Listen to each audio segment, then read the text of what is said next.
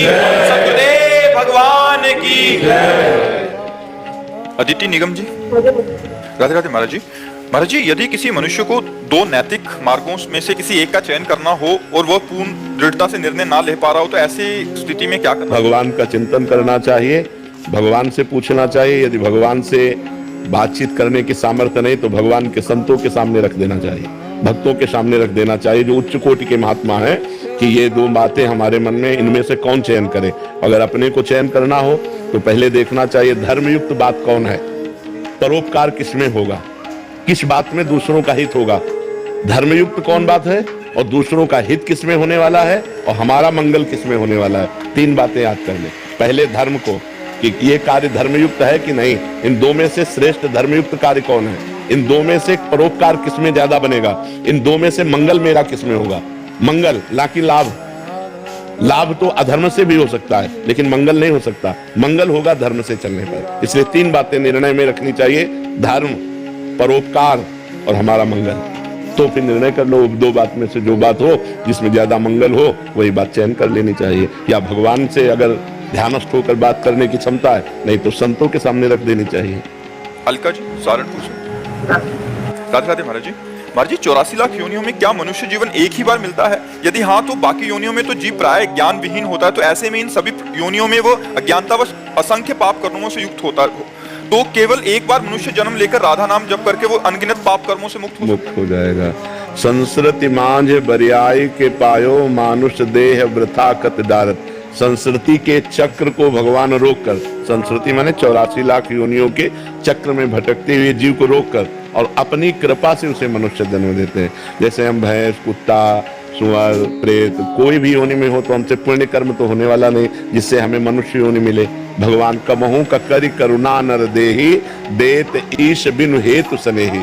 बिना हेतु प्रेम करने वाले भगवान कभी करुणा पर दृष्टि पड़ी उस जीव पर कि बेचारा, तो उसे मनुष्य योनि दे दी। अब मनुष्य योनि बड़े भाग मानुष तन पावा, सुर दुर्लभ सदग्रंथन गावा, साधन धाम मोक्ष कर द्वारा, पाई न जे परलोक संहारा। ये परलोक संहारने के लिए मिला है कि हमारे जितने अनंत जन्मों के कर्म हैं वो सब भगवान नाम जप से, तपस्या से, तीर्थयाटन से, शास्त्र स्वाध्याय से, परोपकार के द्वारा हम उनको नष्ट कर दें और इस जन्म में हम भगवत प्राप्ति करें। ये बड़ा देव दुर्लभ मनुष्य शरीर है। अन्य योनियों में आप जाकर कुछ नहीं कर सकते, केवल भोग भोग सकते हैं।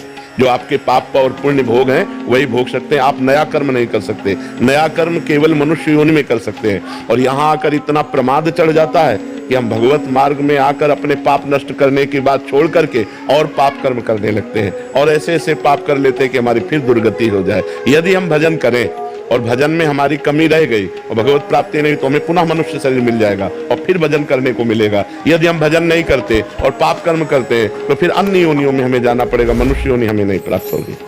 और इसमें महाराज जी, हमें तो 30-40 वर्ष के बाद ये पता लगता है कि हाँ, हम जो है राधा नाम जप करें और तब हमें अपने पाप कर्मों से वो भी पता चल जाए तो, नहीं तो पूरा जीवन का जीवन निकल जाता है। हाँ, आप जाकर के हमें बिल्कुल पूरा जीवन का जीवन निकल जाता है। पर नाम जप में इतनी सामर्थ्य है कि वो सारे पापों को नष्ट करके आपको भगवत प्राप्ति करा देगा। खूब नाम जप करो। सूरती जैन जी, राजस्थान से। राधे राधे महाराज जी। महाराज जी, भगवत कृपा का स्वरूप क्या है? ये कैसे उदय होती है? जब संत मिले तो जान लो हमारे ऊपर भगवत कृपा है। अब मोहि भाव भरोसा हनुमंता, बिनु हरि कृपा मिले नहीं संता। जब नाम जप होने लगे तो जानो हमारे ऊपर भगवत कृपा है।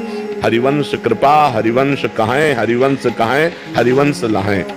हरि की कृपा से, आचार्य की कृपा से ही आप कृष्ण कृपा से ही आप कृष्ण कृष्ण बोल सकते हैं, राधा कृपा से ही आप राधा राधा बोल सकते हैं। जब हम नाम जप करने लगे तो हमारे ऊपर भगवान की कृपा, जब संत मिले तो हमारे ऊपर भगवान की कृपा, और जब धाम आए हो तो प्रमाण है कि आपके ऊपर श्री जी की कृपा है। प्रथम यथामति प्रणवो श्री वृंदावन अति रम्य, श्री राधिका कृपा बिनु, श्री राधिका कृपा बिनु सबके मन न गम्य। बिना लाडली जी की कृपा के कोई वृंदावन नहीं आ सकता। तो धाम, नाम, रूप, लीला, संत, इनकी प्राप्ति होना भगवान की कृपा। और भगवान की कृपा किस पर कब हो जाए ये अहेतु की है, उसका कोई हेतु नहीं, उसका कोई कारण नहीं। अकारण दयालु, अकारण करुणा वरुणालय, अकारण कृपा करने वाले प्रभु की कृपा हम पर हो गई, तब हम धाम आए, तब हमें संत समागम मिला, तब हम राधा नाम जप रहे, तब हम भगवान की तरफ चल रहे हैं। ये केवल कृपा का ही प्रतीक है। डॉक्टर नेहा जी। राधे राधे महाराज जी। महाराज जी, मैं एक आयुर्वेद चिकित्सक हूँ 16 वर्ष से राजकीय सेवा में कार्यरत हूँ। प्रभु जी, वर्तमान में मैं अपने सामाजिक, पारिवारिक व राजकीय कर्तव्यों का पालन करते हुए यथासंभव नाम यज्ञ, संध्या वंदन करने का प्रयास करती हूँ। समय समय पर देव दर्शन, तीर्थ यात्रा, मौका मिलने पर संत समागम भी करती हूँ। महाराज जी, उम्र के बढ़ते के साथ मन में व्याकुलता बढ़ने लगी है कि क्या मेरे ये सारे प्रयास भागवतिक लक्ष्य की प्राप्ति के लिए पर्याप्त हैं या नहीं? हमारे प्रयास तो बहुत थोड़े हैं। वो अनंत महिमाशाली परमात्मा को प्राप्त करने में समर्थ नहीं, लेकिन हम उनकी शरण में हैं, ये बात समर्थ है। हम शरण में हैं, ये बात समर्थ है भगवत प्राप्ति कराने के लिए। हम शरण में होकर ये प्रयास करें, केवल प्रयास नहीं, भगवान की शरण होकर ये प्रयास करें। हम भगवान की शरण में हैं तो भगवान के द्वारा स्थापित किए हुए तीर्थों का दर्शन करते हैं, देवालयों का दर्शन करते हैं, संतों का दर्शन करते हैं, नाम जप करते हैं। लेकिन ये हमारा प्रयास है। जैसे बच्चा अपना प्रयास करता है, जवान अपना प्रयास करता है, ऐसे ही हम बच्चे की तरह हैं। हमारा प्रयास बहुत थोड़ा है, क्योंकि हमारे द्वारा बहुत पाप हुए हैं, बहुत अनंत जन्मों में अपराध हुए हैं। तो भगवत प्राप्ति हमारे में इतनी सामर्थ्य नहीं कि हम अपने प्रयासों से कर सके। इसमें कृपा भगवान की, शरणागति भगवान की और प्रयास हमारा। जितना थोड़ा बड़ा हमारा प्रयास बनता है, वो प्रयास बकाया भगवान की कृपा से हमें भगवत प्राप्ति निश्चित हो जाएगी, ये दृढ़ विश्वास रखना चाहिए। भगवान की कृपा से हमारे को निश्चित भगवत प्राप्ति हो जाएगी, क्योंकि मैं भगवान की शरण में हूँ। प्रयास तो हमारा थोड़ा ही है।